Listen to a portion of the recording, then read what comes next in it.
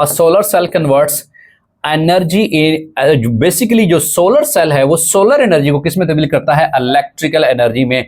जो सनलाइट आती है, जो सोलर आजकल मुतारफ कराए गए हैं, वो क्या होते हैं, बेसिकली सोलर एनर्जी को इलेक्ट्रिकल एनर्जी में कन्वर्ट करते हैं।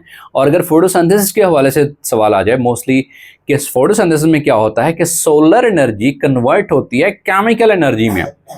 सनलाइट, पौधे क्या करते हैं, सूरज की रोशनी की मौजूदगी में क्या तैयार करते हैं, वो ग्लूकोज तैयार करते हैं। तो ये बेसिकली है क्या कि सोलर एनर्जी कन्वर्ट की जाती है किस में, ग्लूकोज क्या है, C6H12O6, ये केमिकल है, वो केमिकल एनर्जी में उसको तब्दील करते हैं, याद रखिएगा जी।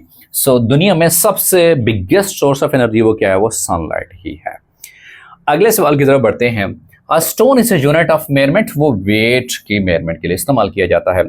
Refractometer is used to determine, वो शुगर को डिटरमाइन करने के लिए इस्तेमाल होता है।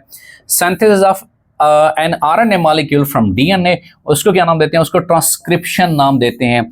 एक्चुअली जो प्रोसेस होता है कि डीएनए से मैसेंजर आरएनए का बनना, मैसेंजर आरएनए, राइबोसोमल आरएनए, तो उसको क्या नाम देते हैं, उसको ट्रांसक्रिप्शन नाम देते हैं, याद रखिएगा जी, उसको ट्रांसक्रिप्शन नाम देते हैं, जैसा कि यहां मेंशन भी है ट्रांसक्रिप्शन। और फिर इसी मैसेंजर आरएनए से, रेस्पेक्टेड स्टूडेंट्स, मैसेंजर आरएनए से प्रोटीन्स का बनना, उससे क्या नाम देते हैं रेस्पेक्टेड स्टूडेंट्स, उसे ट्रांसलेशन नाम देते हैं, याद रखिएगा। सो ट्रांसक्रिप्शन क्या है कि डीएनए से मैसेंजर आरएनए का बनना, that is called as transcription, और मैसेंजर आरएनए से प्रोटीन का बनना, that is called as translation, याद रखिएगा।